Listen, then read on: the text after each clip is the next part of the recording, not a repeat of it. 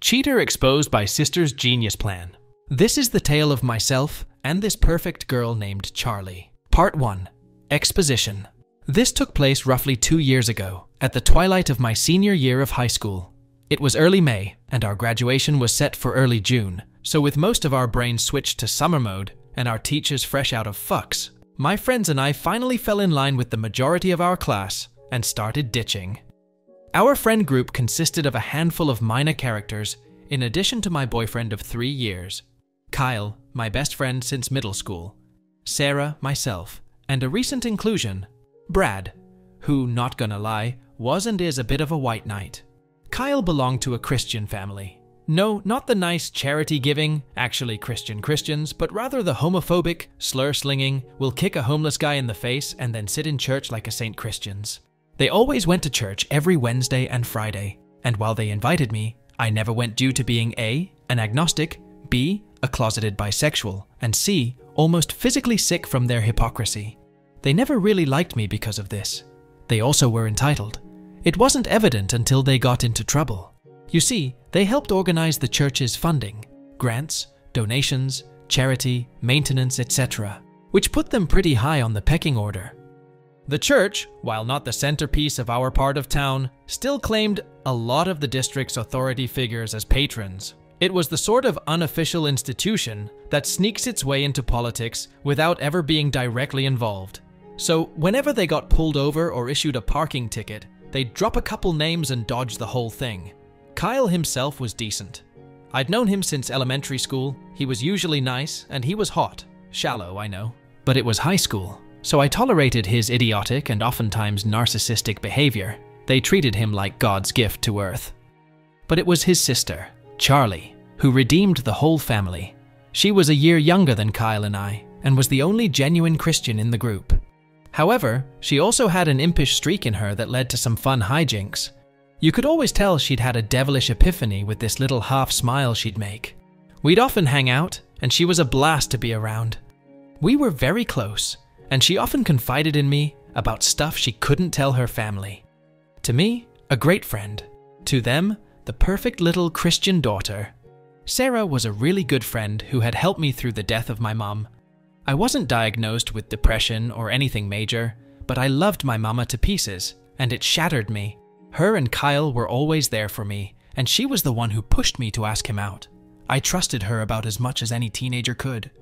Anyways, back to the story.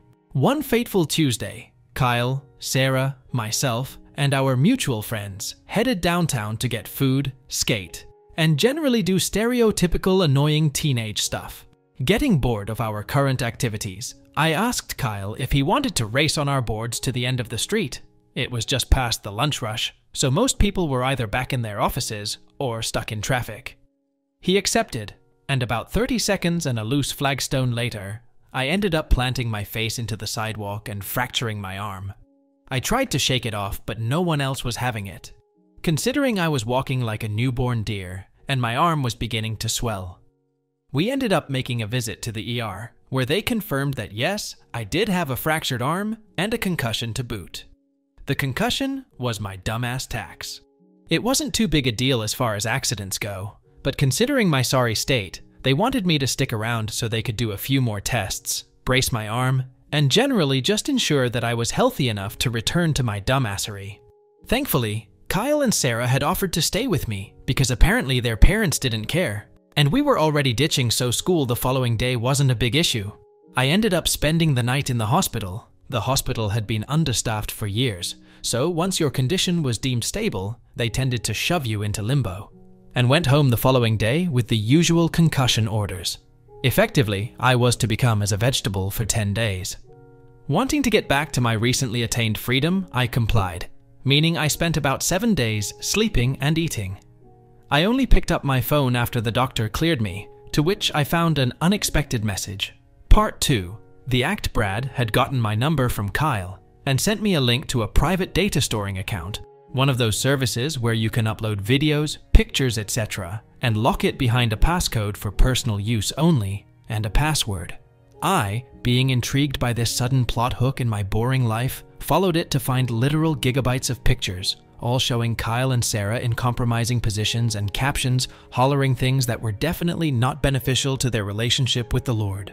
I'm talking everything from individual nudes taken from the chat of snaps to full-on money shots and everything in between.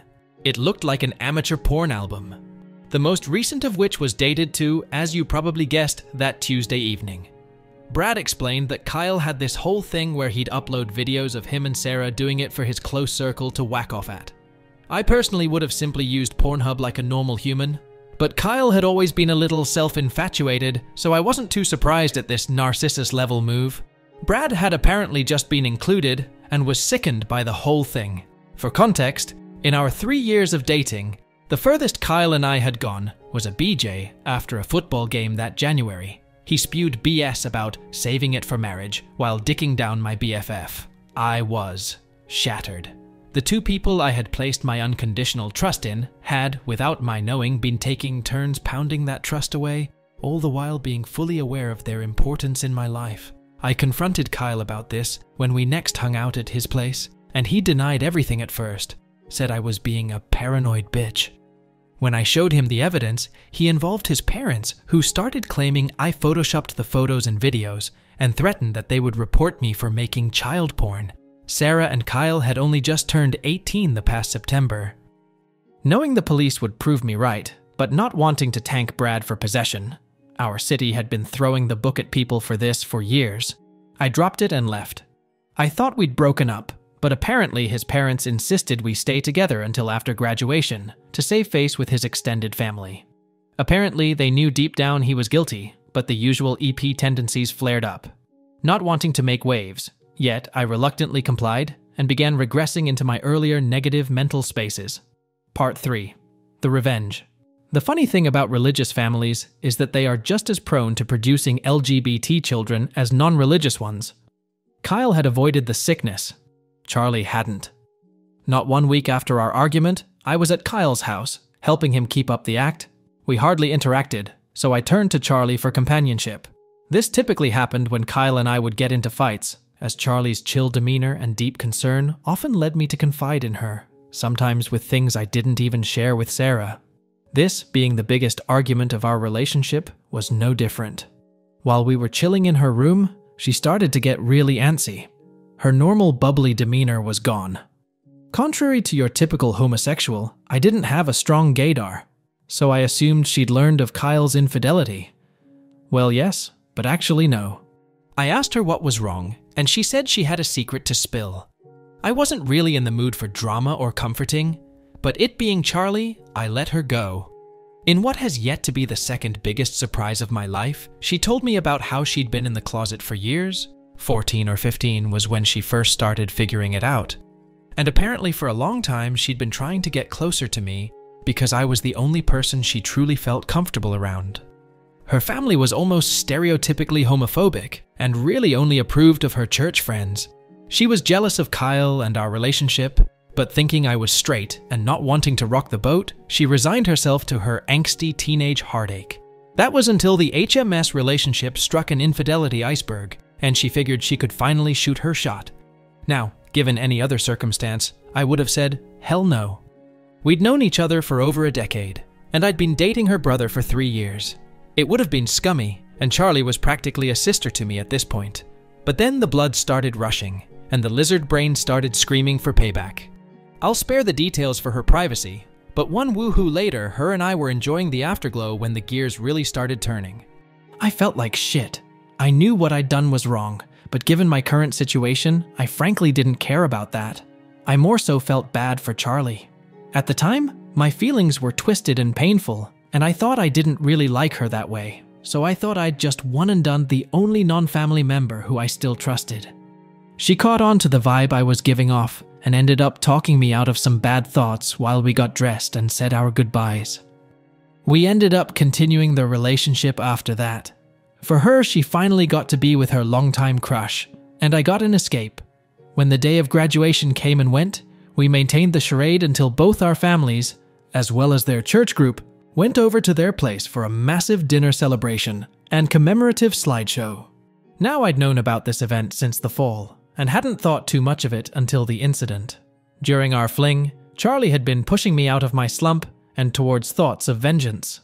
Apparently, her parents had been spreading rumors to their church group that I had been cheating on Kyle, and they were saying that after the dinner, he was going to dump me. In front of an entire crowd that included my family. I didn't really care about myself, but my dad had gotten a lot of flack for remarrying after Mom died. Some of it even came from me, but having the perspective of age and distance, I got over it. I was not about to have him publicly embarrassed by some shitheads who thought they blessed the ground they walked on. Before it was just petty high school drama. But this was no joke. My dad worked for the district rep's office. The district rep grew up at that church. It was part of his one of the people persona. A few choice words my dad's job would be history. Guess Kyle's parents in their malignancy never thought that part through. Or maybe they did, and I'm giving them too much credit. Either way, this was now personal. So Charlie, being her impish self, began scheming. She was loved by the church group, so it was easy for her to get the role of prepping the slideshow. She even gave a whole speech about how she couldn't wait to finally give her brother and his friends the recognition they deserved. She then began compiling the videos and photos from the Circle Jerk account Kyle had made. Dumbass hadn't changed the password. Alongside screenshots of their conversations in a group chat they had. She got those by borrowing his phone, making a call and sending the screenshots to her phone before deleting them from the message history, and integrated them into a slideshow. It was structured so that a slide would pop up with a bunch of pictures of the boy in question, alongside their favorite Bible quote. Then the next few slides would include the screenshots of their respective conversations and whatever pictures they had listed as their favorites, censored and from after they had turned 18 for obvious reasons. Altogether, this slideshow took Charlie days to compile, but not once did she complain or ask for a break. She was on a mission, and alongside being hot in its weird way, it was also shifting my perspective on our relationship. So the night comes, and we're all sitting around the table, making small talk and putting on our best fake smiles. Several church families are giving me smug, "You're gonna get what's coming to you" looks, but I shrugged them off and stuck with my family for most of night. Charlie and I avoided each other to ensure no one got suspicious. Finally, the moment of truth came.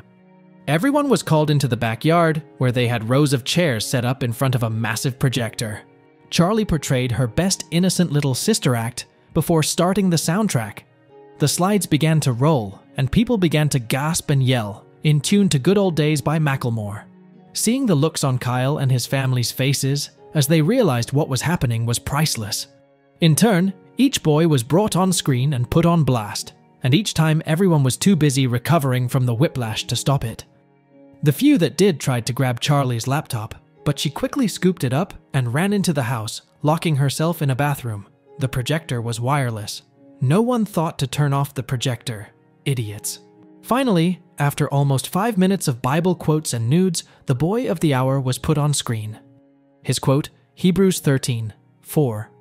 "Give honor to marriage, and remain faithful to one another in marriage. God will surely judge people who are immoral and those who commit adultery." It was intended to create the setup for my humiliation. Oh, how the turntables. A handful videos played, showing his 18+ exploits, alongside screenshots of the rows of content he had made, with texts dating back to the summer of 2017, implying the length of his fling. It hurt to watch, but I found my solace in the sweet nectar of vengeance laid before my eyes. Finally came the last slide, a blank white page with a single audio file link. Even I was confused at this part, seeing as audio wasn't included in our plans. Charlie crept back outside and clicked play, and Kyle's parents' voices came screaming through the speakers. Apparently, Charlie had recorded their entire humiliation plan in detail, and had added it to the slideshow as evidence of my impending setup. The girl had covered all bases, and when the show ended, she stood next to the projector beaming that devilish half grin. It took a few seconds for anything to happen. Kyle and his family beat a hasty retreat to the house, but the party being at their place, they had nowhere to go. Several church members conveyed their disgust at Charlie, Kyle, and the boys in equal measure for the event. She ignored them, called out to her parents, and waited for them to peep their heads out. When they did, she quickly planted a massive kiss on my cheek and pronounced herself as gay. Needless to say, that didn't go down well, My parents and I left in a hurry, and Charlie, now in deep shit, came with us. Part 4. The Aftermath. Charlie and I have been dating since. As you probably guessed, her family cut ties with her, so she ended up crashing at my place. My stepmom wasn't too pleased with how she'd gone about my revenge, but my dad thought it was hilarious. He collected his $20 from my stepmom. They'd had a bet over when I'd come out, apparently, and argued on our behalf for Charlie to stay. After all, they had an interesting first impression, and there was no risk of pregnancy. To top it off, it was the perfect way for them to spite Kyle's family after they'd trashed my reputation and tried to make me an outcast. He caught some jokes and snide remarks at work for the next few weeks, but given the circumstances and the fact I was a teenage daughter, apparently we're prone to bouts of roguishness, he got off. No harm. As for Kyle, well, his family got barred from their church after his collection came to light, which caused them to fall from local grace. They lost the ear of local officials, and the various name drops they'd been using to avoid various fines and penalties caught up to them. Last I heard from Sarah, they had moved to the next state over, and Kyle was living sexless in his parents' basement, squeaking by at a community college. Sarah and I made up eventually. It took a lot of apologizing, and no small amount of groveling on her part. But not wanting to resent her for the rest of my life, I got over myself and allowed her back in. We're not as close as we used to be, but that trust is slowly growing back. Let's just hope she keeps her stuff in her pants this time. Charlie and I lived together until I went off to college, where we've been long distance since. She managed to get into a school 2 hours away, so we often spend weekends at each other's dorms or somewhere in between, doing our typical hedonistic thing. It's taken me some time to fully recover. As cathartic as our revenge felt, it did little to truly bring me solace. Despite the implications of this story, I had a really deep connection with Kyle, and while it's easy to write off as teenage drama, it still scarred me. My family and Charlie have helped me rebuild. Our relationship may have begun unconventionally and could certainly be classifiable as trashy, but we don't care. We're happy, and I have a girl who's gone above and beyond for me. Not everyone can say that,